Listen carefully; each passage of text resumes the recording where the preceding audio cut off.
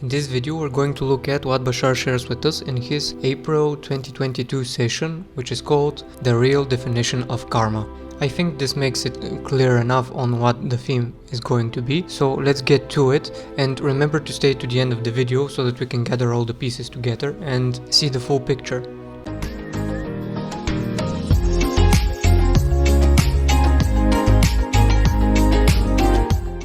If you don't know who Bashar is, you can check out the short description that we have in the KeyPracticalBuild.com website, or visit his website, which link as well as the one for the session you can find down below in the description of the video. If you're new to the channel, remember to subscribe so that you can keep an eye out for the new videos and receive notifications for when they are being uploaded.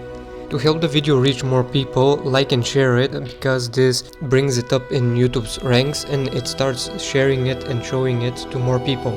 The first thing that Bashar starts off with is with giving us the real, the old, or the original definition of the word karma. And it's very simple. Karma is a Sanskrit word meaning action. And from there on, Bashar starts explaining that karma isn't universal judgment that comes in to punish us when we make a mistake or do something wrong, but rather that it's the actions that we take to go back to alignment with the reality we wish to experience. This by itself is the beginning of us taking responsibility, as we talked about in the previous video. And respectfully, in order for us to be able to deal with the definition that we're used to, or the definition that we've been using until now for karma, Bashar starts explaining and focusing on how we understand karma and what it is exactly. Because the usual definition that we have for karma is that when somebody does something bad and after that something bad happens to that person, respectfully, we say, karma. But it isn't that. Karma is just the actions that we can take to align with the parallel reality we wish to experience. And this is all coming from the idea that everything happens here and now at the same time. Meaning that there's no way that something can affect us because it's from the past, since it is all connected but conditionally through our experiences in the so-called past, present, future, and so on. And here the idea is to let go of these ideas that condition us to judge, because these beliefs bring us into a cycle of thoughts that are not really practically relevant or for that matter useful in any kind of way regarding our development. Whereas karma being the action that helps us go back into alignment means that there are connections we can use to realign with the parallel reality we prefer. And this makes it all clearer because we're always talking about just the one moment that is now.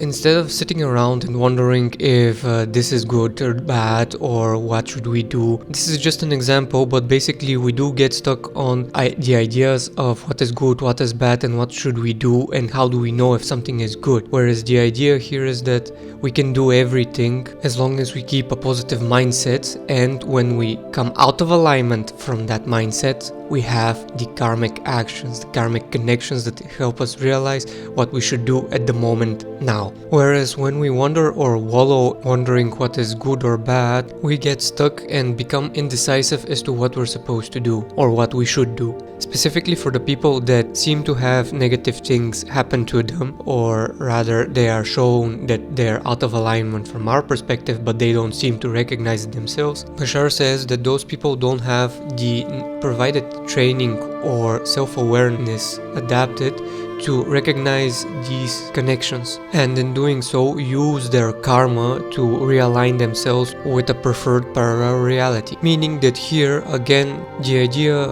we're talking about is focusing on being a little more conscious about our actions. And according to my experience, it's all a matter of choice. If we don't know how to reflect on it, somebody else can help. This is why we can take advice from others. And the conscious application of conscious awareness is a kind of conscious awareness. In this session, even during the questions, is focused on what the real definition of karma is, because our old way of interpreting and understanding the word is being brought up many times during the session. And Bashar starts explaining from all those different perspectives that the people have, how karma actually is action that helps us align with the desired reality instead of being affected or dependent on other reincarnations or old actions that we've taken, things that other people have done to us, all these kinds of beliefs and thoughts that lead us into a cycle of us waiting to clear our karma. This expression came up from a lot of people during the session. And all these things that we imagine to be connected with our karma are just permission slips that we would like to use in order to motivate ourselves to establish what we wish to change and experience. For example, when we see something that is out of alignment in a past life, or when we recognize someone is making a mistake, and so on. I'm focusing on the fact that almost the whole session revolves around what karma is and how Bashar helps people redefine their definition for karma, because of course it's better for you to see the session for yourselves, to be able to make your own connections, since this is my point of view, this is how I understand it, and by itself it's a limited opinion, which means that it's better for you to check out the session and see what you can take out of it yourselves. Goodbye, and until next time.